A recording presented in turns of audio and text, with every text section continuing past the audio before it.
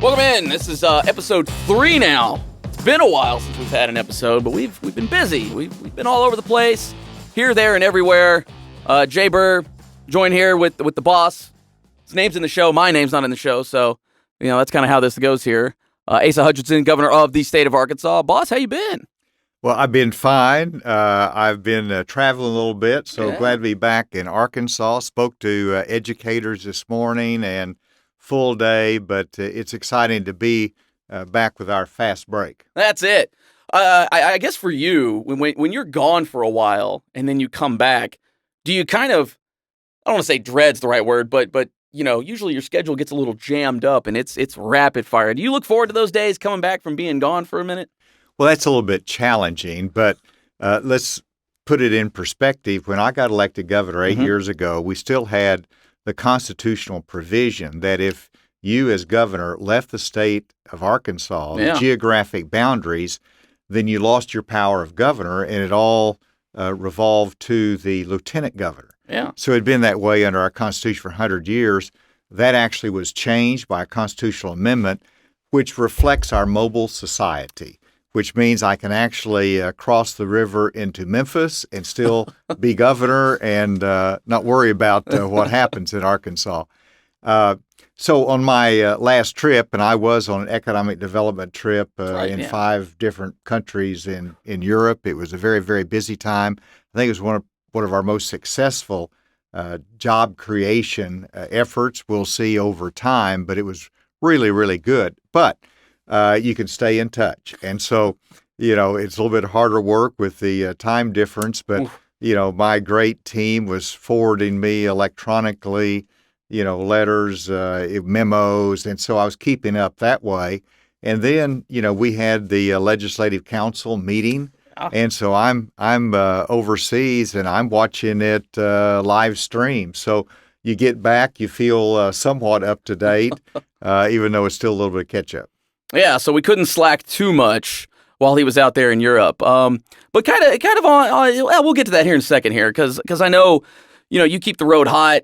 But let's kind of get outside politics here for just a second. What do you do? I mean, obviously we've talked about you playing ball, but what are some of the other things that you kind of do outside the job? Because I think that's one of the craziest things about this gig is, you're here, there, you're everywhere, but you also have that free time.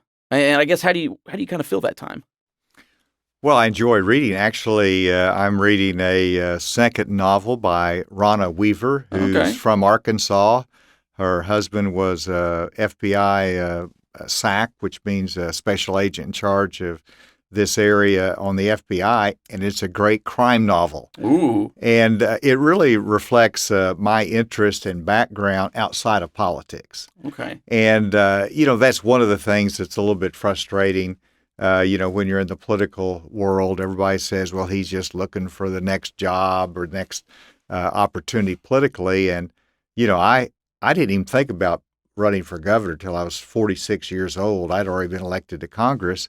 And my life had been filled, even though involved with politics later, I just worked in the private sector. Yeah. And I loved that side of my life. Whenever I was in high school, I worked in a factory, Welch's grape juice factory in Springdale. Hey. I was working 40 hours a week while I was in high school. I was making more money than I ever thought I'd make. And I thought, man, this is not a bad career path. Now, that changed, and I did go to college and then law school as well.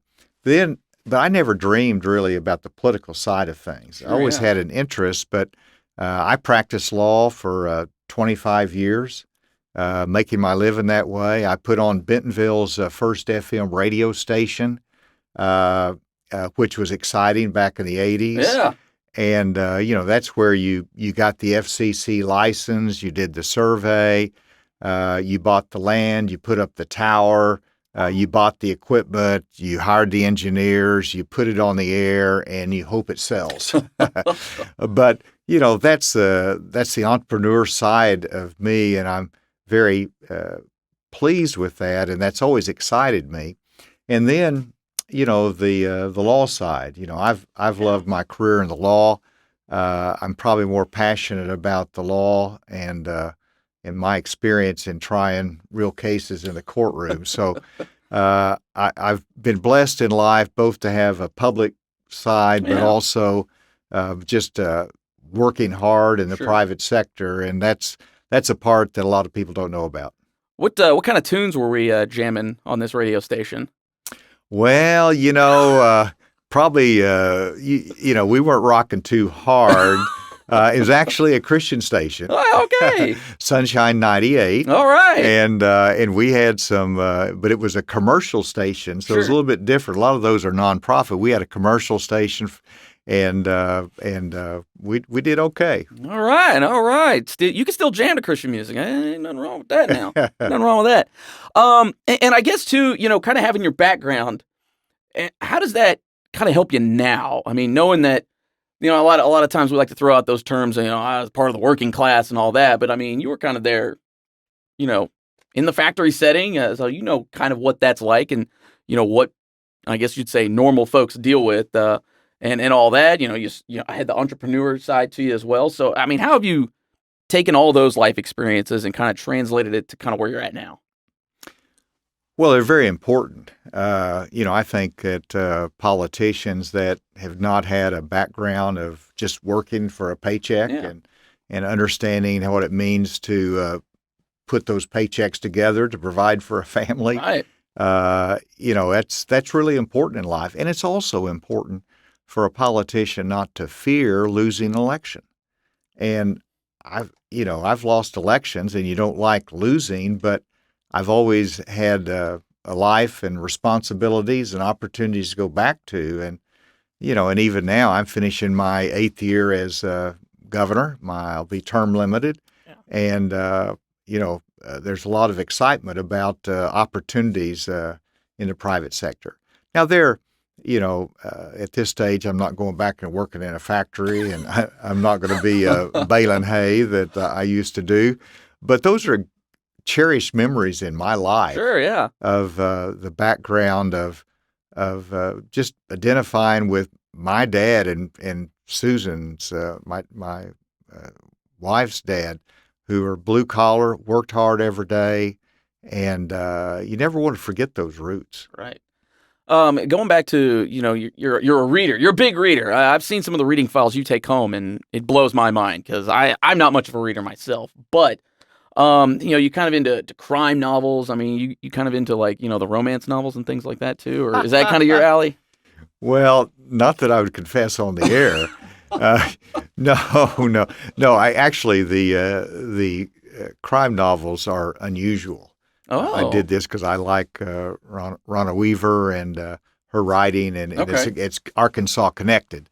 But generally, my staple are matters of history, Okay. and I love just finishing William Barr's book, former Attorney General of the Yeah. United States, and that's more contemporary, but he, in a similar way, had a love for the law and served in the Justice Department. So, I read that. I read books for inspiration. Sure. I need to get, I do a lot of public speaking. I'm out in the public a lot, and everybody who's in that environment needs to have a deep well to draw on, Mm-hmm. and you need to periodically deepen your well, and that is done through reading and being inspired, and that's why I like biography so much. When I read about our founding fathers, or I read about the struggles of Abraham Lincoln, and even more common characters, there's always the inspiration that you get, and we need that in life. We need Yeah. heroes, we need inspiration, and I read one book on one historic figure who I won't mention, but it brought out every negative characteristic you could imagine in humanity, and I'm thinking, I'm not inspired by this. Kind of depressing, actually. We need heroes in life, and there's a lot of heroes both now and in our past that we can look to for inspiration. See, I'm probably more of like a movie guy. That's where I go for stuff like that. I also like memes. I draw a lot of inspiration from memes myself. But So would you explain that more? well, I feel like I can say a lot through, just, funny pictures. In fact, I had one. Oh, geez, some of this Jay, stuff's you're ridiculous. just so much deeper than I ever imagined. I mean, the well, still waters run deep. That's how this works. But no, things like, actually, I had a friend of mine. He texted me. It's one of these things because I think you could say a lot through like simple pictures and stuff like that from time to time. But it said something, along the lines of serious. It's like, am I gonna, keep doing what I'm doing? Something along those lines. But then the picture was of a buoy, and it underneath said buoy. It said, yeah, buoy. So kind of like, yeah, boy. A lot of people might understand that. I thought it was hilarious personally. But you also say heroes too. Big Marvel guy. Big Marvel guy here. I'm actually excited. They just announced a whole lot of the. So which one? Oh man, which superhero do you identify? Who do I identify with? Oh man, maybe Doctor Strange a lot. He's kind of a smart aleck. Kind of a headier guy. Real dry sense of humor. Like I kind of have a little. Well, actually, I'm a little more open with my sense of humor. I think, anyways. I get the boss to chuckle every once in a while. He gets a kick out of me. I think you had a great sense of humor. You heard it here first. I need to spend more time in the comic books. Well, I'm not big on the books themselves. Again, I'm not a big reader, but the movie adaptations, oh man, they're a good time here. Are you a big movie guy? What's kind of your genre here? I do like movies. In fact, I had a very long flight this last weekend, so I got to how long is that flight? Watch 7-8 hours. Yeah, it's like 10 hours. The last one I took, but I watched the Alexander the Great, the movie on him that was out about 10 years ago. Yeah, which I enjoyed just because it's historical. He was a great commander, incredible ambition, which ultimately killed him, but. Fascinating movie that I read. And this is one that, you probably have never even heard of. Oh, let's go. Cool Hand Luke. I've heard of Cool Hand. Now, I haven't seen Cool Hand Luke. It's a classic. Cool Hand Luke is a classic movie. It's Paul Newman stars in it. Oh, yeah. And he gets in a little trouble cutting off the heads of traffic meters. So he goes to the prison farm and serving out his time. Mm-hmm. And, these are very difficult conditions that he's serving in. This is back in the 30s. He's on a prison farm. You've got the boss man that's cracking the whip for the workers, getting manual labor out of them. It is hot as can be. It is in Louisiana. And he's compliant. He's compliant. Then all of a sudden, the warden or the sergeant calls him out because his mama died. Oh. And said, sometimes when someone has their mama die, they get the rabbit fever and they are going to run. And so, Luke, tonight you're spending the night in the box, which is solitary in the box because we don't want you to get the rabbit fever. And that changed Luke. He went from a model prisoner to someone with bitterness and anger because he was punished unjustly. And then, of course, it's a story of his efforts and escape and on. You've got to watch Cool Hand Luke. Cool Hand Luke. With Paul Newman, an old historic. But when you watch it, you've got to think about this is really about a sense of justice that was denied him. And because of that, he got bitter and changed his personality and had some bad outcomes.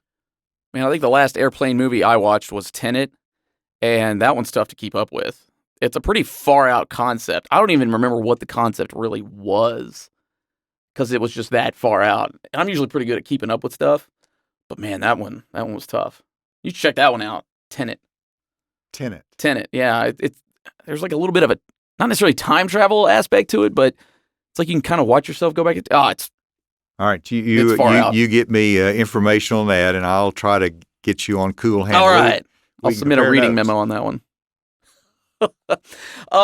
Now, speaking of long plane flights and hot, for you, it was pretty hot over there in Europe, wasn't it? Everywhere I went, they set record highs, and so they had a heat wave going through Europe. And they don't have much air conditioning over there. In some places they do, but it's insufficient, and it's geared to be insufficient. And so it was very, very hot. Now, what are we calling hot? Like, what's hot to them? Well, of course, it's all Celsius that they have. Ooh, yeah. But it was in the high 90s where they were. I think a couple of places it might have got over 100, but there was a record set in London, and I was there for the Farnborough Air Show supporting our aero defense industry in Arkansas. And then just sequentially after that, it continued to get hot, and they're very concerned about the winter. I talked a lot on energy there with industrial leaders, with business people, and this is in multiple countries.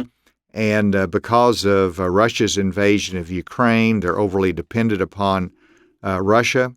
And so, but they're doing the right thing. They're honoring the sanctions, but particularly in Germany, they know they're not going to have enough heating fuel this winter, and that they just assume that they're going to have to ration energy because they just made the policy decision years ago to abandon nuclear and to go away from coal and the fossil fuels. And well, they didn't go away from it because they were shipping it in from Russia.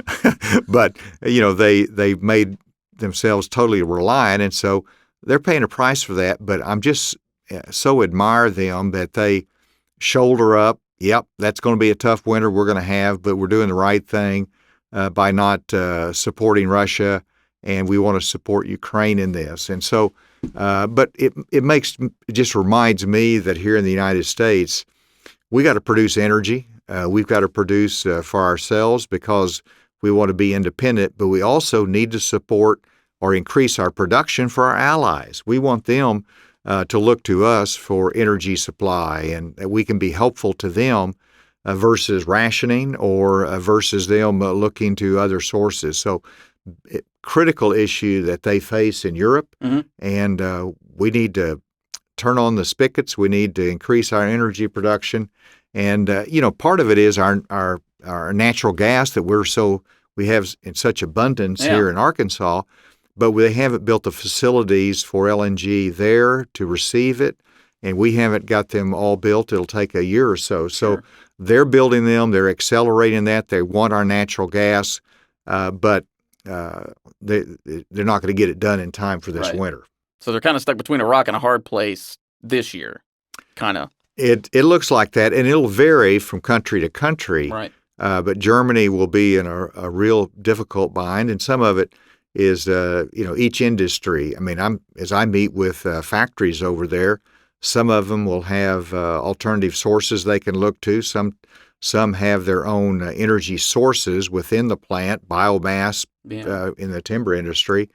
But then others are going to have to shut down or reduce their consumption. So, and that's not good for our supply chain. Yeah. So this is not the time for that. But it's one of those things that we have to work through, and the United States need to help. And one other point on that is that here in the United States, we have to have a long-term energy policy because we have oil and gas to produce, but who wants to make the huge capital investments if this administration is going to change policy down the road? We have to have a longer-term strategy to encourage investment, and when we do that, we're going to have more abundant supply, and that investment will be made.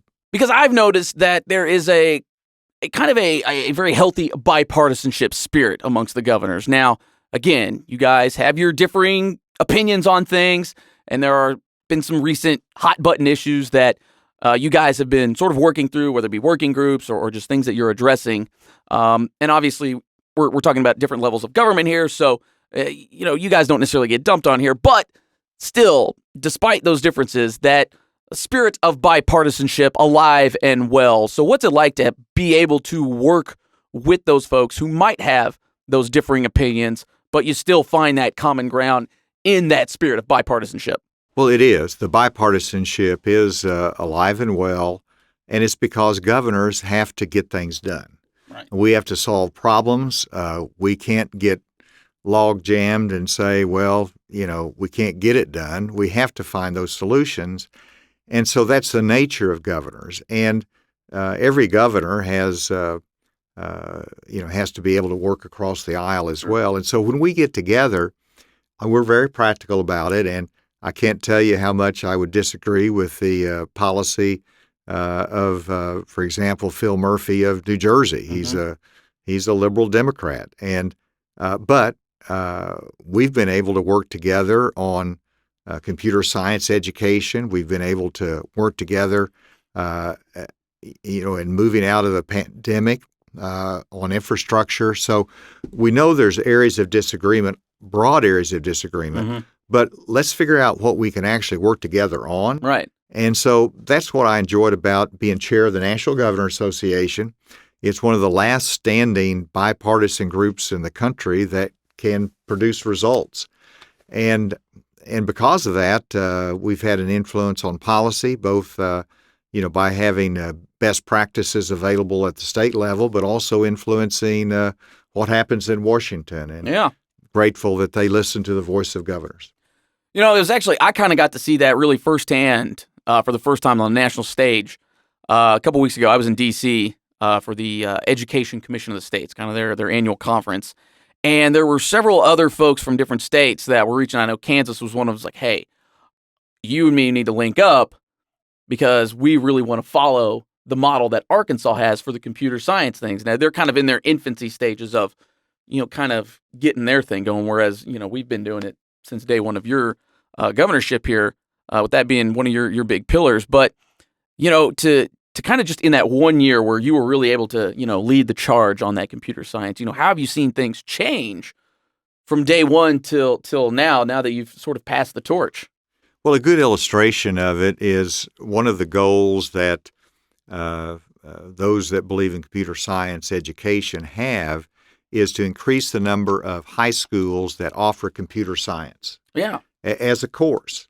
And when I became governor, we had 10% of our high schools in the United States of America that even offered computer science, 10%. Well, over time, that has grown to 51%. Wow. Still not enough, but that's huge progress. Sure. And that's not because of what happens in Washington. It's what the governors have done through their legislatures. And so my goal when I took on the computer science initiative was, we've been successful in Arkansas. How can we showcase that and encourage this nationally? And so we developed a compact.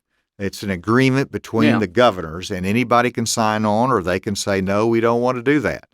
But it's a compact that says we all agree that we're going to advance computer science in our state or territory, and we're going to put real dollars in behind computer science education. We have 55 territories and states. Right. I had 50 sign that compact. It's not too shabby. Well, it was the greatest level of consensus on any initiative that we've had at the NGA. And so the results of what we're going to do through the computer science initiative is not just this year. My chairmanship's ended. But because of that compact that we've signed and governors all across the country have signed, it's going to have lasting results for really years to come. And so, next year, the legislatures will be meeting across the country and they're going to be looking at computer science. Governors will be pushing this. Why is this important? Because it's a national security issue.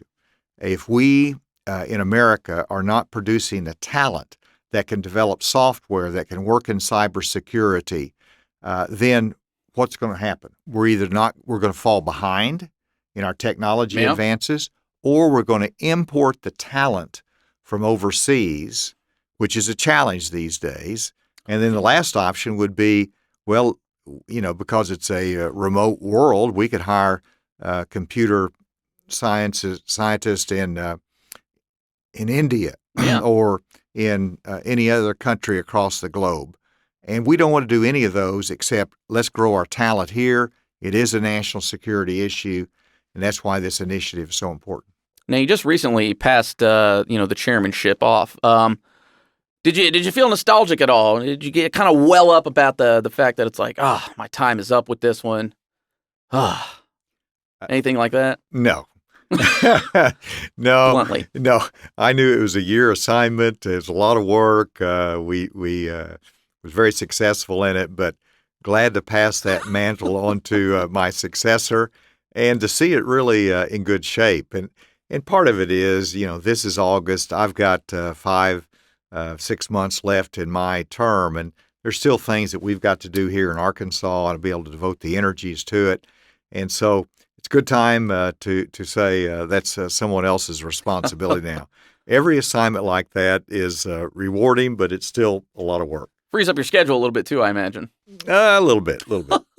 Hopefully it would free up, because I've heard from some folks in the office too that you make a mean bananas Foster. Are we going to see maybe some of that in the office? Well, see, I put them on the spot. That's how we do these things here. First of all, I do make a pretty good bananas Foster. Oh. It was actually during, and I like to cook a little bit. My specialty is breakfast and a few desserts and things like that. But all right, that's part of it. But on bananas Fosters, I learned on desserts while I was at Homeland Security, trying to relieve a little tension. Oh, okay. So I started experimenting around and came up with this bananas Foster that's a pretty good hit. All right. I every once in a while do it at the mansion, but it's flaming. It's all flamed up. Very good. So yeah. Hang around, Jay. We'll see if we can make that happen. All right. We'll see if we can make that happen. I will have a full report, maybe even a memo submitted after that here. All right. They are giving us the wrap cue here, so we're going to do that. Make sure you get on. We got this thing everywhere. We've got it on Apple Podcasts, Google Play, Podcast, tons of, wherever you listen to podcasts, surely we are there. So make sure you like, you subscribe. Also on our YouTube channel as well, as some of you guys are watching here. Hey, make sure you subscribe to us here as well. That way you get all the good stuff. It's not just the podcast here, right? We do tons of stuff. Jeremy, who's behind the scenes here, he's always cranking out something here. So we've got content for you because it's a content creator type of world. Would you agree with me? Of course. Yeah, see there? I can get the boss to agree with me here, too. All right, so that is it on episode 3 here of Fast Break with Asa. Again, like and subscribe. We hope you come back for the next one. We will see y'all then.